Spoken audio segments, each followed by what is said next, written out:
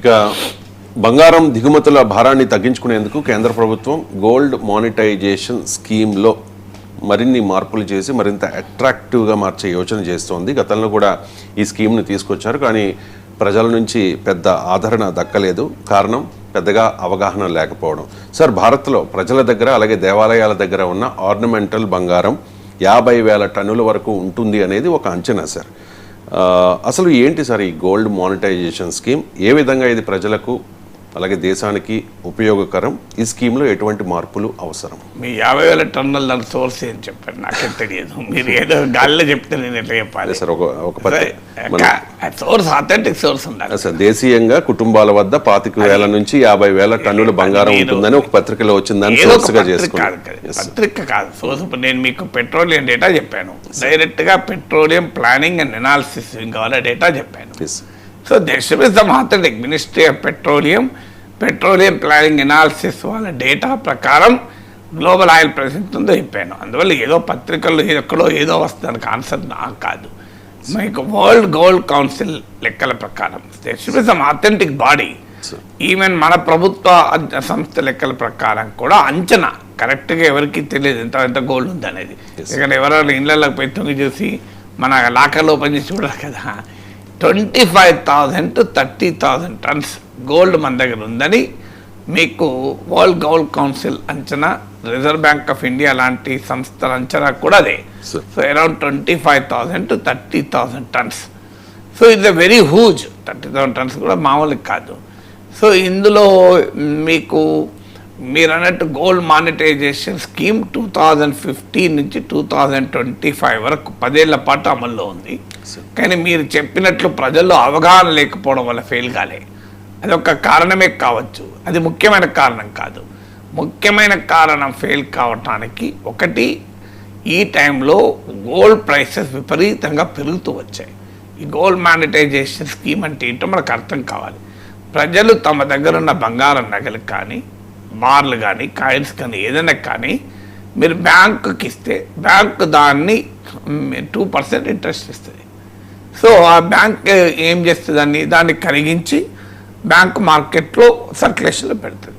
మళ్ళీ మీరు కావాలన్నప్పుడు మీకు దాని ఈక్వల్ గోల్డ్ అయినా ఇస్తుంది, లేదా గోల్డ్ ప్రైస్కి కావాల్సిన రూపీస్ అయినా ఇస్తుంది. అంటే మీరు ఇప్పుడు ఉదాహరణకు 10 తులాల మీ నగలు తీసుకుపోయి మీరు బ్యాంకులో పెడతారు. బ్యాంక్ ఏం చేస్తుంది, ఆ నెక్లెస్లో బంగారం ఎంతో లెక్క కట్టి ఆ బంగారానికి 2% ఇస్తుంది. మళ్ళీ మీరు కావాలన్నప్పుడు మీకు ఈక్వలెంట్ మీరు ఎంత గోల్డ్ అయితే బ్యాంక్ ఇచ్చారో అంతే గోల్డ్ అయినా ఇస్తారు, ఆ గోల్డ్ సమానమైన రూపాయలైనా ఇస్తారు. ఈ లోపల ఎవరి ఇయర్ నీకు ఇంత కొంత మినిమం, ఐ థింక్ 2% ఉన్నట్టు మినిమం ఇంట్రెస్ట్ వస్తుంది. ఇప్పుడు ఇంట్లో పెట్టుకున్నా, మన బ్యాంక్ లాకర్లో పెట్టుకున్నా మన బంగారం మీద 9 పైసలు ఆదాయం ఉండదు. బంగారం ధర పెరిగితే లాభమే తప్ప రెగ్యులర్గా లాభం ఉండదు. కానీ మీరు ఉదాహరణకు ఇల్లు కొంటారు, రెంట్కి ఇచ్చుకుంటారు అనుకోండి, మీరు ఆ ఇల్లు మీద వాల్యూ పెరుగుతుంది, రెంటల్ వాల్యూ కూడా మీకు ఆ లాభం వస్తుంది. మీరు బ్యాంక్లో ఫిక్స్డ్ డిపాజిట్ చేసుకున్నారనుకోండి, మినిమం మీకు వడ్డీ వస్తుంది. లేదు మీరు స్టాక్ మార్కెట్లో మ్యూచువల్ ఫండ్స్లో పెట్టారనుకోండి, సిస్టమేటిక్ ఇన్వెస్ట్మెంట్ ప్లాన్లో ఎంతో కొంత ఎవరైనా 10-12% అన్న వస్తుంది, ఎంతో భయంకరమైన స్టాక్ మార్కెట్ క్రాష్ ఉంటే తప్ప. కానీ గోల్డ్ నీ దగ్గర ఉన్నదనుకోండి, ఇంట్లో పెట్టుకున్నా లాకర్లో పెట్టుకున్నా ఏమీ ఆదాయం ఉండదు, ఐడియల్గా ఉంటుంది. సో ఈ ఐడియల్గా ఉండడం ఎందుకు? నేనేం వాడతలేను కదా గోల్డ్, ఏదో సెక్యూరిటీ కొరకు పెట్టుకున్నా, సంతృప్తి కొరకు పెట్టుకున్నా కదా.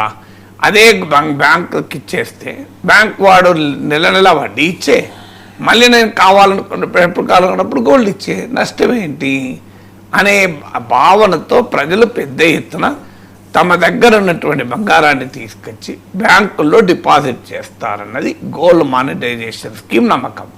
కానీ జరిగింది ఏంటి, మన దేశంలో సుమారు 25,000 నుంచి 30,000 టన్నుల గోల్డ్ భారతీయుల దగ్గర ఉంటే, కుటుంబాల దగ్గర మీకు ఐ థింక్ 10 ఏళ్లలో 38 టన్స్ వచ్చి ఉంటుంది. నెగ్లిజిబుల్ 10 ఏళ్ళలో వచ్చింది.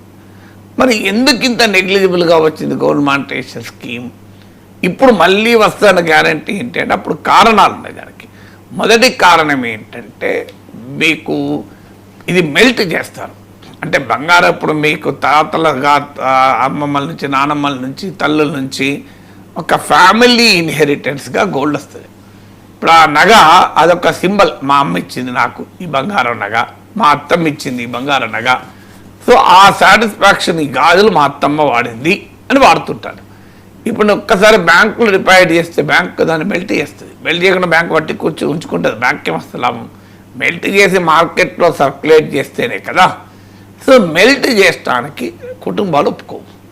దానికి గోల్డ్ వాల్యూ సేమ్ ఉన్నా గోల్డ్కు కేవలం ఇన్వెస్ట్మెంట్ యాంగిల్లోనే చూడరు, కల్చరల్ యాంగిల్లో కూడా చూస్తారు. కనుక ఇది మా అత్తమ్మ వాడుకున్న గాజులు పోతూ పోతూ నాకు ఇచ్చింది అన్న తృప్తి, ఇది మా అమ్మ నగ మా అమ్మ వాడి నాకు పోతూ ఇచ్చింది అనే తృప్తి, మా అమ్మమ్మ ఇచ్చింది, మా నాన్నమ్మ ఇచ్చింది, నా పెళ్ళప్పుడు మా తల్లిదండ్రులు ఇచ్చారు. ఈ కల్చరల్ సెంటిమెంట్ రీత్యా ఆ నగ లాకర్లో ఉన్నా ఇంట్లో ఉన్నా 2 ఏళ్ళకోసారి 3 ఏళ్ళకోసారి వేసుకున్నా కూడా దాన్ని తీసుకొచ్చి బ్యాంకులో డిపాజిట్ చేస్తే దాని రూపం మారిపోతుంది. నువ్వు మళ్ళీ కావాలనుకుని వచ్చింది తీసుకునేటప్పుడు ఆ నగ రూపం ఉండదు. అది మెల్ట్ అయిన గోల్డ్ రూపంలోనే ఉంటుంది, లేదంటే రూపీస్లోనే ఉంటుంది. అంటే ఒక రకంగా బంగారాన్ని అప్పుడు అమ్ముకొని ఇప్పుడు కొన్నట్టు లెక్క, రేటు సేమ్ అంతే తప్ప అప్పుడు అమ్ముకొని ఇప్పుడు కొన్నట్టు లెక్క. దీనికి భారత ప్రజలు అంగీకరించలేదు. ఎందుకంటే ప్రజలు ఇన్వెస్ట్మెంట్గా చూడలేదు, దీన్ని కల్చరల్ సింబల్గా చూశారు. ఇది మొదటి కారణం. రెండో కారణం ఏంటంటే ఒక్కసారి గోల్డ్ డిపాజిట్ చేస్తే ఇప్పుడు నీకు ఎక్కడికి వెళ్ళి వచ్చింది ఈ గోల్డ్? ఈ గోల్డ్ సంపాదించడానికి నీకు నోన్ సోర్స్ ఆఫ్ ఇన్కమ్ ఉందా? నీ ఇన్కమ్ నెలకు 25,000 జీతం, నీ దగ్గర 100 తులాల గోల్డ్ ఉందనుకోండి, వెళ్ళి బ్యాంకులో డిపాజిట్ చేసావనుకోండి, భయం ఉంటుందా? ఉండదు. ఈ 100 తులాల గోల్డ్ ఎక్కడైనా అడుగుతాను నన్ను అని. 25,000 అవసరం లేదు, 1,00,000 రూపాయలు 2 లక్షల జీతం ఉన్నవాడు కూడా భయపడతాడు. నాకు మరి గోల్డ్ నా దగ్గర ఉంది అని ఇప్పుడేమో ఎవరికి తెలియదు, నేను చెప్పుకుంటే తప్ప ఎవరికి తెలియదు. సో ఏ ఇన్కమ్ ట్యాక్స్ వాడు వచ్చి పర్సనల్గా ఇంట్లో ఉన్న గోల్డ్ ఎంత అనేది వెరిఫై చేయరు. వెరిఫై చేసినా ఏమీ చేయలేరు. ఎందుకంటే ఒక మినిమం వరకు పెద్ద ప్రాబ్లం ఏమీ ఉండదు. మినిమం దాటి ఉంటేనే ఐటీ వాళ్ళు పట్టుకుంటారు. మనకు 90% మిడిల్ క్లాస్ ఫ్యామిలీస్ 99%కు మినిమం మించి ఉండదు. ఇన్కమ్ ట్యాక్స్ లిమిట్లను దాటేమి ఉండదు. సో అందువల్ల మీకు కిలో బంగారం ఉన్నా కూడా మా నాన్నమ్మ నుంచి వచ్చింది, మా తాతమ్మ నుంచి వచ్చింది, ప్రూఫ్ ఏంటి? దాన్ని మార్చుకుంటూ వచ్చాము. సో ఇది ఫ్యామిలీ గోల్డ్ అనే దానికి లెక్క ఉండదు. ఎవరు అడగరు, దీనికి ఆదాయ పన్ను లెక్కలు చెప్పేట్టు అన్నారు. ఈ బంగారానికి ఎన్నికలు వచ్చింది, సంపాదన ఉందా అని అడగరు. కానీ the moment you deposit in the bank అది అకౌంటబుల్ అవుతుంది. సో మన దేశంలో ట్యాక్స్ అకౌంటబిలిటీకి రావడానికి చాలామంది అంగీకరించరు, ట్యాక్స్ స్క్రూటినీకి రారు. కానీ నార్మల్గా అయితే నీ దగ్గర ఏమున్నా ట్యాక్స్ వాళ్ళకి చెప్పాలి, కానీ చెప్పరు. సో ఇది రెండవ భయం. అంటే ట్యాక్స్ వాళ్ళకి ఎక్కడ తెలుస్తుంది, ఇన్కమ్ ట్యాక్స్ ఎట్లా పట్టుకుంటారు అనేటువంటిది. తన దగ్గరున్న ఆస్తి అయిన బంగారాన్ని బయటికి చెప్పడం ఇష్టం ఉండక బ్యాంకులో డిపాజిట్ చేయాలి. అది రెండో కారణం. మూడో కారణం ఏంటి? ప్రభుత్వానికి కూడా లాస్ అయింది. అందుకే 2025 తర్వాత డిస్కంటిన్యూషన్. ప్రభుత్వానికి ఎందుకు లాస్ అయింది? బంగారం ధర గతంలో చాలా స్టేబుల్గా ఉండేది, ఇప్పుడు అలా కాదు కదా. ఇప్పుడు మీకు 2024లో 28% పెరిగింది, 2025లో 65% పెరిగింది, 2026 ఫస్ట్ 3 monthsలోనే 10% పెరిగింది. ఇప్పుడు మరి బ్యాంకు వాడి పని ఏంటి? బ్యాంక్ వాడు 2023లో గోల్డ్ మానిటైజేషన్ స్కీమ్ కింద కొని వాడు మార్కెట్లో సర్క్యులేట్ చేసి పడేశాడు. ఇప్పుడు 2026లో మళ్ళీ గోల్డ్ కావాలంటే ఇవ్వాలంటే అప్పటి రేటుకు 100% పైన కట్టివ్వాలి. సో బ్యాంక్స్కు ఈ gold monetisation scheme highly volatile gold prices వల్ల, భారీగా బంగారం ధర పెరగడం వల్ల ఇది లాస్గా మారిపోయింది. థర్డ్ రీజన్ బ్యాంకులు. ఫోర్త్ రీజన్ ఏంటంటే బ్యాంకులకు దీంట్లో పెద్ద ప్రాఫిట్ లేదు. సో దీంట్లో పెద్ద ప్రాఫిట్ మార్జిన్ లేకపోవడంలో వాళ్ళు ఆసక్తి కూడా చూపలేదు. ఈ 4 ప్రధానమైన కారణాలు. అది వదిలేసి మీరు అవగాహన లేకపోవడం వల్లనే గోల్డ్ మానిటైజేషన్ స్కీమ్ ఫెయిల్ అయిందని నిజం కాదు. ఈ 4 కారణాలతో పాటు అవగాహన లేకపోవడం కూడా ఒక కారణం కావచ్చు. కానీ ఎంత అవగాహన లేకపోయినా దేశంలో 25,000 టన్నుల నుంచి 30,000 టన్నుల గోల్డ్ ఉంటే 38 టన్నులు ఎందుకు వస్తుంది మార్కెట్లోకి? అవగాహన లేకపోయినా. సో అందువల్ల ఇప్పుడు గోల్డ్ మానిటైజేషన్ స్కీమ్ రీవ్యాంప్ చేయాలి అన్నది టార్గెట్. ఎంత తీసుకురావాలంటే కనీసం మార్కెట్లో ఉన్న గోల్డ్లో ఒక 5% అంటే కుటుంబాల వద్ద ఉన్న గోల్డ్లో ఒక 5% ఈ మానిటైజేషన్ స్కీమ్ ద్వారా బయటికి తీసుకురావాలి అని. 5% తీసుకొస్తే ఎంత అవుతుంది?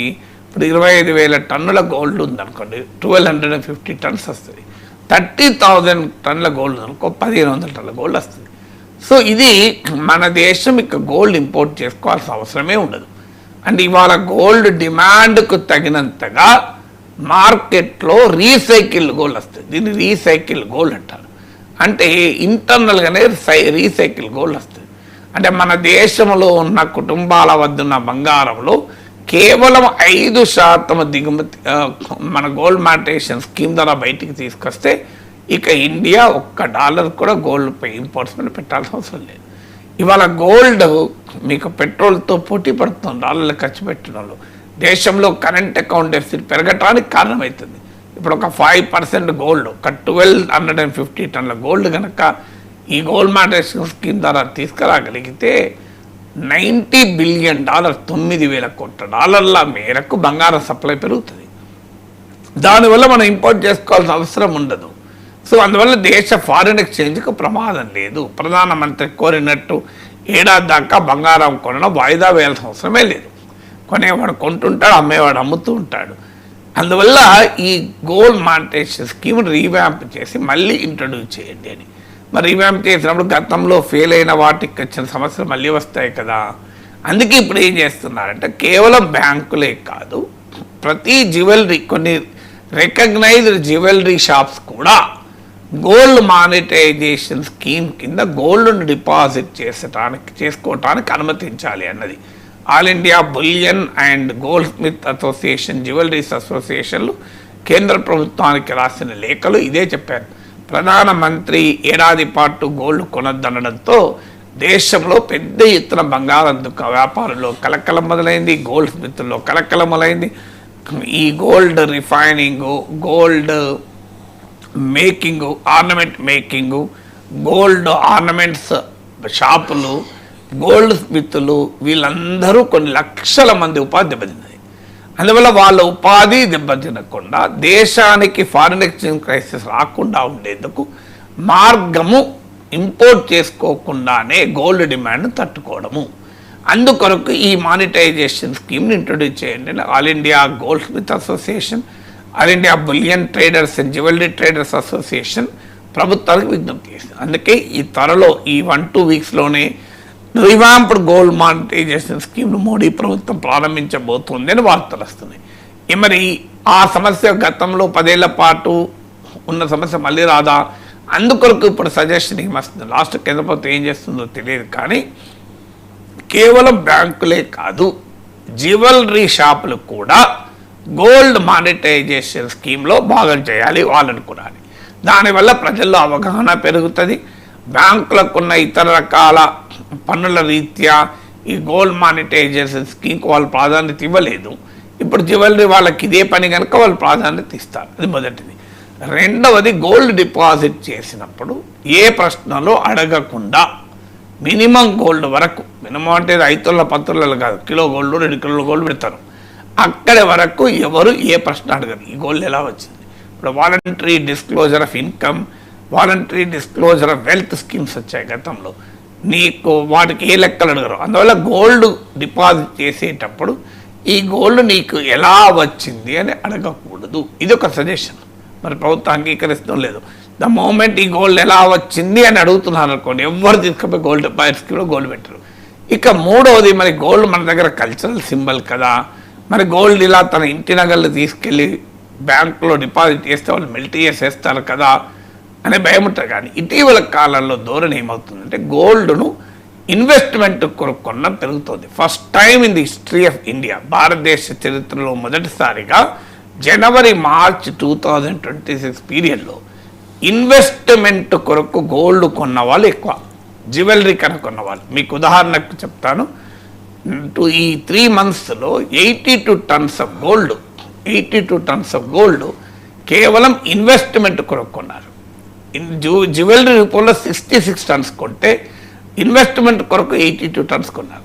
ఇన్వెస్ట్మెంట్ కొరకు అంటే లాభం వచ్చినప్పుడు అమ్ముకోవాలని. ఇయర్ అండ్ ఇయర్ సేల్స్ చూస్తే ఇన్వెస్ట్మెంట్ డిమాండ్ 54% పెరిగింది, మీకు జ్యువెలరీ డిమాండ్ 19% తగ్గింది. గోల్డ్ ఈక్విటీ ఫండ్ స్టాక్ మార్కెట్లో paper gold equity traded fund ఈటీఎఫ్లో 186% పెరిగింది. ఇవాళ దేశంలో ఈ 3 నెలల పీరియడ్లో భారతీయులు కొన్న గోల్డ్లో $2,27,000 కోట్ల విలువైన బంగారం కొన్నారు. ఈ 3 నెలలు $2,27,000 crore. ఇందులో 54.3% కేవలం ఇన్వెస్ట్మెంట్ కొనుక్కున్నారు. అంటే చూడండి, మొత్తం 66 టన్నుల గోల్డ్ జ్యువెలరీ రూపంలో కొంటే 62 టన్నుల గోల్డ్ కేవలము మీకు కాయిన్స్ బార్ల రూపంలో కొన్నారు. ఇన్వెస్ట్మెంట్ రూపంలో ఒక భాగం అది. ఇన్వెస్ట్మెంట్ రూపంలో అంటే బార్లు కాయిన్లు కొన్న ఇన్వెస్ట్మెంటే, గోల్డ్ ఈటీఎఫ్లు కొన్న ఇన్వెస్ట్మెంటే. అంటే జ్యువెలరీ డిమాండ్కు సమానంగా బార్లు కాయిన్ల డిమాండ్ ఉంది. ఇది దేశ చరిత్రలో మొదటిసారి. అంటే ఇండియన్స్ పర్సెప్షన్ ఆఫ్ గోల్డ్ సిగ్నిఫికెంట్గా చేంజ్ అయింది. భారతీయులు బంగారాన్ని కేవలం ఒక స్టెబిలిటీ, సెక్యూరిటీ, స్టేటస్, ఒక వారసత్వ ఆస్తిగా మాత్రమే చూడడం లేదు. ఒక రియల్ ఎస్టేట్ ప్రాపర్టీగా, ఒక స్టాక్ మార్కెట్లో షేర్లుగా గోల్డ్ను కూడా ఒక ఇన్వెస్టబుల్ కమాడిటీగానే చూస్తున్నారు. కనుక ఇప్పుడు మారిన ఈ పరిస్థితుల్లో గోల్డ్ మానిటైజేషన్ స్కీమ్ సక్సెస్ అవుతుంది.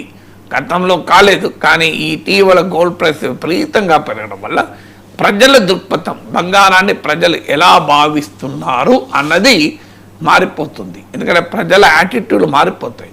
ఒకప్పుడు రెస్టారెంట్కి పోయి తినాలి అంటే, ఇప్పుడు మేము చిన్నప్పుడు రెస్టారెంట్కి ఎందుకు పోయేవాళ్ళు, ఇంట్లో వంట వండేవాళ్ళు లేకపోతే వేరే ఊరు నుంచి వచ్చిన వాళ్ళు, ఇలాంటి వాళ్ళు మాత్రమే హోటల్ తినేవాళ్ళు, బ్యాచులర్లు. కానీ ఇప్పుడు అలా ఉందా? మంచిగా కుటుంబాలు ఈ వీకెండ్ అయితే ఇంట్లో వంట వండడం మానేస్తున్నారు, పోయి హోటల్లో తింటున్నారు. చిన్న చిన్న టౌన్లో కూడా మీకు రెస్టారెంట్, గోయింగ్ టు రెస్టారెంట్ అంటే ఏంటి, ఇలా మీ అమ్మలేదా, ఏం మీ మేడం ఊరికి వెళ్ళిందా అని అడిగేవాళ్ళు. ఎప్పుడొచ్చావు ఈ ఊరికి అని అడిగేవాళ్ళు. అంటే రెస్టారెంట్లో తినేవాడు ఊరికి వెళ్ళేవాడే, ఊరి నుంచి వచ్చినవాడే. సో ఇప్పుడు ఆ పరిస్థితి లేదు కదా. అందరు కలిసి మీకు వీకెండ్లో ఫ్యామిలీస్ రెస్టారెంట్ వెళ్తున్నాయి కదా.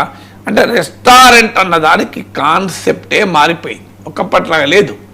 ఇప్పుడు అలా కాదు. అలాగే గోల్డ్ పట్ల కూడా కాన్సెప్ట్ మారిపోయింది. గోల్డ్ అనేది ఒక కల్చరల్ సింబల్, సాక్రెడ్ సింబలే కాదు, it is like any other property. మీరు ఇప్పుడు అక్షయ తృతీయ రోజు బంగారం కొంటారు, ఎందుకంటే పవిత్ర దినం అని. ప్లాట్ అక్షయ తృతీయ రోజు కొంటారా? ప్లాట్ దంతరాస్తున్నాడు కొంటారా? ఇప్పుడు రేటు తక్కువ కొంటారు. సో ఇది కూడా అలాగే మారిపోతుంది. ఈ మారిన దృక్పథం అంటే how the Indians look at gold మారుతోంది కనుక గోల్డ్ మానిటైజేషన్ స్కీమ్కి ఈసారి మంచి రెస్పాన్స్ ఉంటుంది అని ఈ బిలియన్ వర్క్ ట్రేడర్స్ వీళ్ళంతా చెప్తున్నారు. We'll have to see gold monetisation scheme కొత్తగా ఏ రూపంలో వస్తుంది.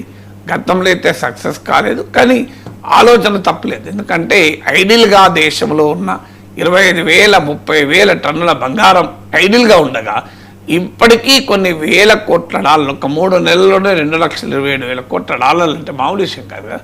ఇంత పెద్ద మొత్తంలో మన డాలర్లను గోల్డ్ ఇంపోర్ట్స్ పైన ఖర్చు పెట్టి దేశంలో కరెంట్ అకౌంట్ డెఫిసిట్ పెంచుకోవడం ఎందుకు?